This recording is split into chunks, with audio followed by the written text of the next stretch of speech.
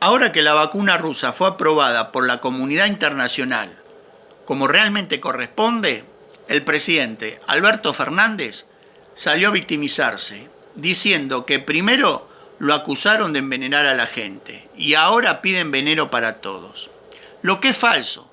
Nadie en su sano juicio puede estar en contra de una vacuna para enfrentar esta pandemia.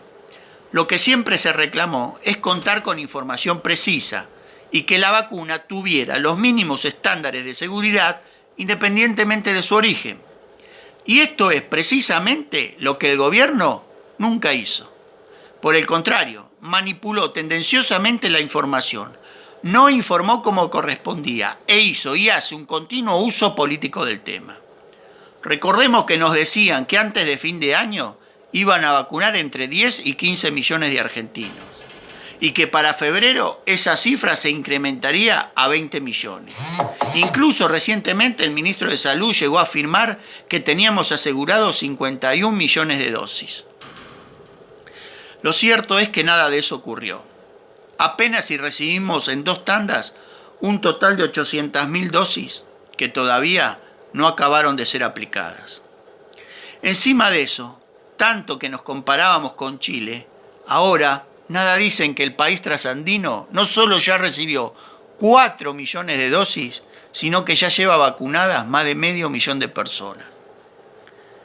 Sumado a eso, ante la falta real de un plan de vacunación, salieron a politizar aún más el tema, empleando punteros y militantes políticos, propaganda partidaria de la cámpora, incluso hasta evitando utilizar centros de vacunación porque el intendente local es de otro color político.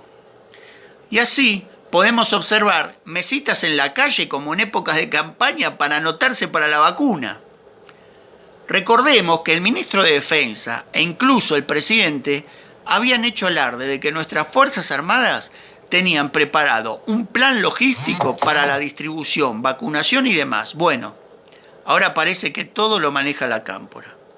Igual que las pocas cajas de donde hacerse dinero que quedan en la Argentina, como el ANSES, el PAMI o YPF. Del otro lado, y a caballo del show montado por el gobierno, apareció la oposición, que también hizo un uso político del tema, aunque con cierta razón, pero que no la justifica. Y ahí sí tuvimos a Carrió presentando la denuncia de envenenamiento a la que se refirió el presidente. Todo un delirio, un desvarío. Lo cierto es que gobierno y oposición demostraron que sobre los intereses de los ciudadanos solo supieron poner sus egos, sus oportunismos, sus intentos de sacarte ventaja y sus chicanas. En resumen, no fueron capaces, como en todo país serio, ante la gravedad del caso, de sentarse a consensuar una mínima política de Estado. Y así nos siguen arrastrando a ser una sociedad fracasada, un país fallido. Pero en el medio de todo están pasando otras cosas, que nuestro jefe de gabinete, devenido en presidente, no puede ocultar, ni aún desde la burbuja en que está sumergido, ni aún comportándose patoteramente como un puntero político de barrio. Así que nos encontramos con Sergio Berni, el ministro de Seguridad bonaerense, que ante el malestar policial permanente que amenaza con desatar otro conflicto como el que vivimos hace poco, además de exonerar a 400 efectivos de la policía y amenazar con nuevas purgas, como si eso fuera la solución, salió a decir que nunca escuchó a los que ahora reclaman alzar la voz durante los últimos 4 años, aludiendo a la gestión de Vidal, que también cometió sus errores, para agregar que va a cambiar un sistema que está caduco. En parte es cierto lo que dice Berni. Hace años que no escuchábamos o veíamos a la policía bonaerense protestando por lo que pasa. Pero lo que no dice es que desde 1983 a la fecha pasaron 38 años, 30 de los cuales la provincia estuvo gobernada por el peronismo, el partido al que él pertenece. O sea, es parte del problema y no de la solución, queriendo aplicar recetas que ya fracasaron. Mientras tanto, la Comisión Bicameral Parlamentaria puso en funcionamiento una serie de nuevos artículos que contempla el nuevo Código Procesal Penal Federal, entre ellos el 366, con lo que se habilita la revisión de condenas firmes, aunque éstas hayan sido confirmadas por la Corte Suprema de Justicia de la Nación, y esperar una resolución de la Corte Interamericana de Derechos Humanos.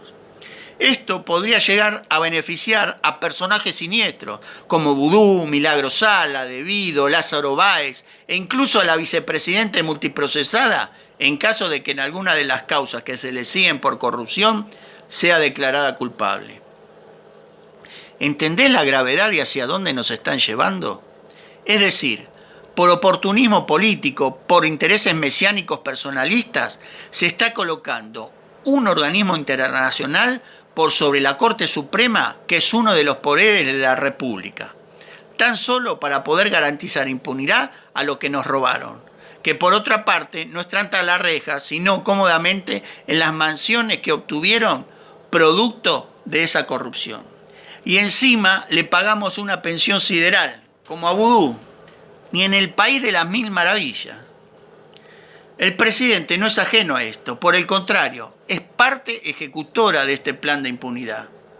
No en vano, recientemente dijo que la Corte es un tribunal muy poco calificado socialmente. ¿Qué tendríamos que decir entonces nosotros ciudadanos de un jefe de Estado que se desdice cada 2 días y obedece sumisamente órdenes de su segunda? Ahora Alberto Fernández, con una inflación mensual del 4%, 7 aumentos del precio de la nafta y otros, desesperado porque este año es un año electoral, convocó a los movimientos sociales, cuyos principales dirigentes ocupan cargos en el gobierno, como los Pérsico o los Navarro, para controlar los precios en los supermercados. Esto ya lo hicieron con Cristina y está demostrado que no sirve, que es solo una puesta en escena. Paralelamente, el gobierno se ufana de haber recibido financiamiento por otros 300 millones de dólares para incrementar la ayuda social a través de la tarjeta alimentar. Y reunido con el fracasado e inoperante Consejo Federal contra el Hambre, se jactó de pasar de ayudar a 8 millones de personas a ayudar a 11 millones. ¿Entendés bien lo que están diciendo? No es que uno cuestione la ayuda a los necesitados. Lo que da impotencia, bronca, risa y vergüenza al mismo tiempo es que en el fondo se están jactando de la pobreza, del aumento de la pobreza, porque en ningún momento hablan de bajar impuestos para permitir crecer y recomponerse a las pymes, a los comerciantes, a las empresas, de crear junto con la baja de esos impuestos condiciones para inversiones legítimas y puestos de trabajos. No. Todo lo contrario, más impuestos, más retenciones, más pobreza y meta ayuda social. ¿Para qué? No porque le interesen los pobres, sino para usarlos como clientelismo político y tenerlos como esclavos sin cadenas. Por eso, hoy más que nunca, nosotros, ciudadanos, debemos ponernos de pie, en alerta. Debemos entender que hay otra salida, que la Argentina por la que trabajaron nuestros abuelos y nuestros padres es posible, que hay otra opción para volver a la cultura del trabajo, la educación, el esfuerzo, el respeto, la justicia.